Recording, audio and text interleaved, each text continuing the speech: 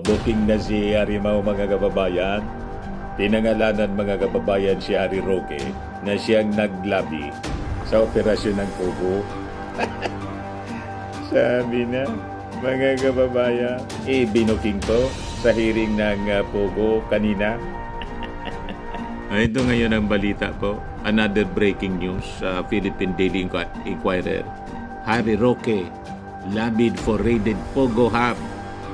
Pagcor Chief tells Senate probe. Rimate na niya Mr. Maravilla si Pogo King. Ay Queen. King pala, King.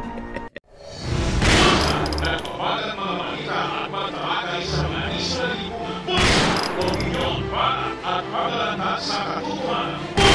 What you see is what you get. Unisan. Para sigurado, Pogo King and Queen. Si Harry Roque. Sabi po ni Pagcor Chief Alejandro Tenco, itong si dating presidential spokesperson Harry Roque ang siyang naglabi on behalf of raided Philippine offshore gaming operator na Lucky South 99 sa pagpapatuloy po ng Senate hearing ng Senate Panel on Women's.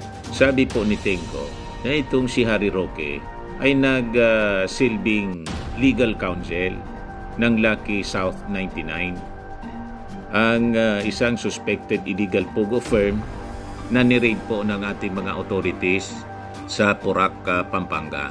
Saan tambagan yung mga illegal activities yung kinasangkutan ng mga ganun nga po, sanay sila. Talaga niya, Mr. Maravillas, yung kasabihang birds of the same feather are the same birds. Pari-parehas niya ang likaw ng bituka. Kaya nga sila magkakasundo po. Si Pacquiao, si Maudix, pari-pariha po. Sama-sama din sila mga kababayan. So sabi po ni Tenco, itong si Harry Roque daw, tumawag sa kanyang office in July 2023 at tumingi ng appointment. So sabi niya, so noon niya pong ika-26 ng Hulyo 2023, nagkaroon ng pagkakataon na bumisita po sa aking tanggapan sa Pagcor. Noon pong nasa Ermita pa kami, siya po ay nabigyan ng appointment at siya po ay dumating sa aking tanggapan, sabi ni Tenco. Kita niyo na, mga kababayan, booking na po ang gawain ni attorney. Di ba niya, Mr. Maravillas? Doon sa raided Pogo sa Pampanga nakita yung document na may signature ni Harry Roque na nakuha doon sa sabi naging companion ni Harry Roque na sinusupport niya nung mag-travel sila papuntang Europe. Mismo po doon po na nakita. So lumalalim po mga kababayan ang ugnayan at malamang may mga kababalaghan pa po na mas matitindi kaysa dito ang madidiscovery ng ating mga authorities. Para niya, Mr. Maravillas, dinadandahan lang. Para may excitement po, hindi bigla-bigla. Paunti-unti ang revidasyon. Tama. Para may sinusubaybayan tayong parang teleserye. So sabi dyan po, Tenco said, Roque was with Cassandra Lee Ong of Lucky South 99, adding that they were seeking to settle the license in unpaid arrears of the firm. Ngayon, prior to this revelation po, dinisclose na po ng Pagcor na sabi may dating high-ranking official, cabinet official, ang naglalabi talaga for the granting of licenses to illegal Pogos which have been recently raided. O ngayon, pinasabog na po, pinangalanan na ngayon, mga kababayan ni Tenco, nginoso si Harry Roque po. Si Harry Roque niya yun. Malamangan niya, Mr. Maravillas, umusok ng todo si Harry Roque. Magpalipadan niya ng matinding pagmumura. Malamang, Sabing ginigipit siya ng Marcos administration. Sabay-sabay na niya ang panggigipit ng Marcos administration. Hindi lang sa kanya, pati si Pacquiao may bounty na 10 million. Kailangan pong managot. Bigay sa inyo yung full story ng balitang yan. Click subscribe muna dito sa ating YouTube channel and hit the notification bell para lagi po kayong updated sa mga kaganapan dito sa ating bansa.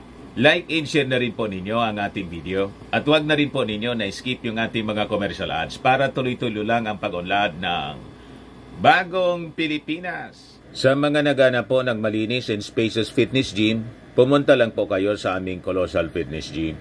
We also offer Grab Car Rental with our brand new 2023 model ng Toyota Innova. We also accept booking for those who are planning to travel via PAL, Cebu Pacific, and other airline companies, local and international, and bills payment for Meralco Bills, Aleco Bills, PLDT, etc. Ang Colossal Fitness Gym is located at 3rd floor Security Bank Building, Lanco Business Park, Legazpi City, Albay. For inquiries, look for Gilon Maravillas, contact number 0966-802-0949.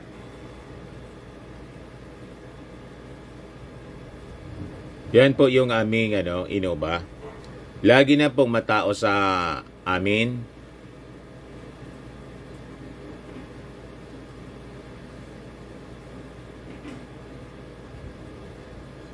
Yan po mga bagong clients namin. Napakaganda at colorful at napakalinis ng aming gym po. Pati mga foreigners po pumupunta sa amin, mga British tourist po sila dito sa Legazpi. Na-set up na rin po yung aming mga brand new gym equipment.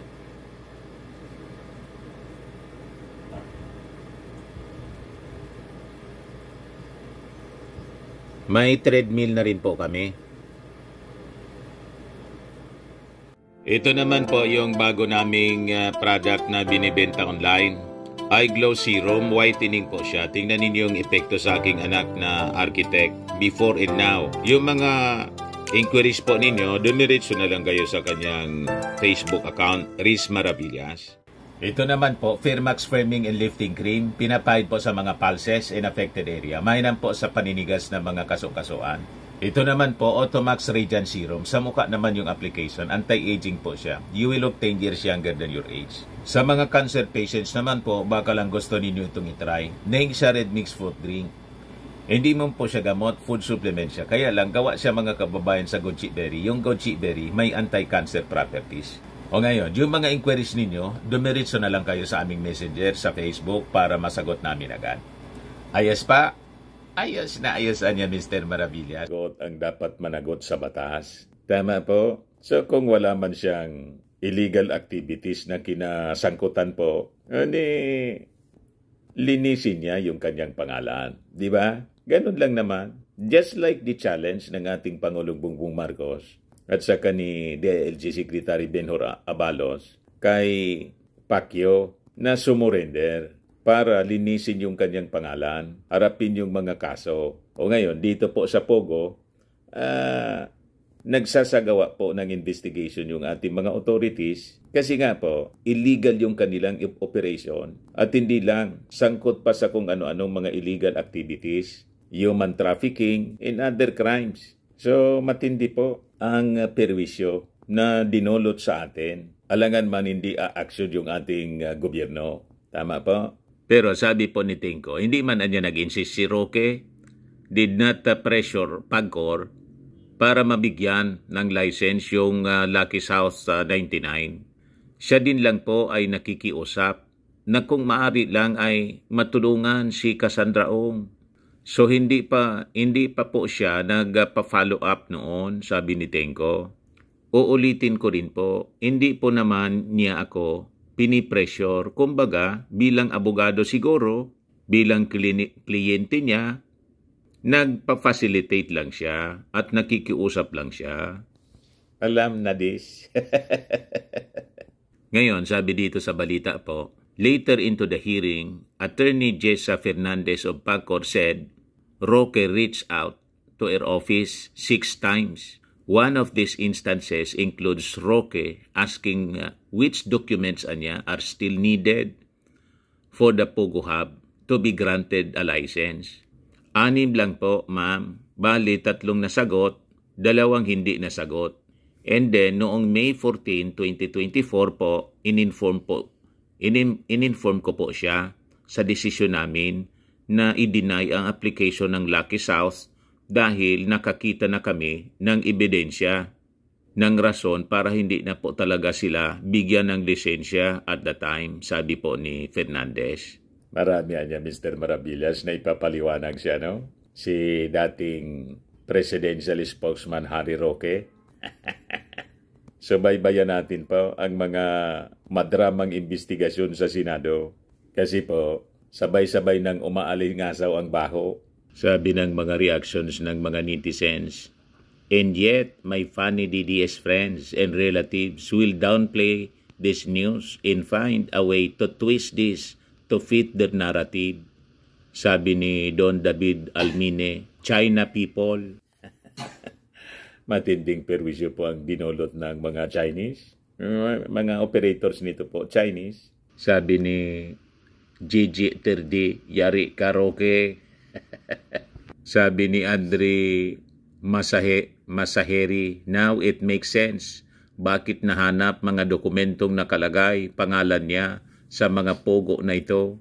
Nakalkal po yung document na may pirma niya, no? Ni Ari Roque. Sabi ni Ismael Tabita Sipagan, karma is coming, lagwot ka. Imbis lagot, lagwot. Sabi ni Danny Sonyo, diyan kumukuha ng budget yan, pang boys. Sabi ni Jex Cadonigo, now showing ang pogo at ang pugi. Sabi ni James Kita, magagalit mga DDS niyan. Sabi ni Charlie Kabodok, ang tanong, kanino naman kaya maglalabi o magpapaalam sa desisyon niya na yon? Alangan namang siya lang at wala nang mga matataas pa sa kanya. Nagtatanong lang po. So exciting po ang mga hearings ngayon ng Senado. Una dito po sa kaso ni Alice Goo at ngayon po, related pa rin po itong issue sa Pugo para ma-unmask kung sino po ang mga sangkot sa paglaganap po nito mga illegal Pugo operations dito po sa ating bansa. Ayan man lang po ang ating short video ngayon. Ako po si Dante Maravillas. Bye-bye.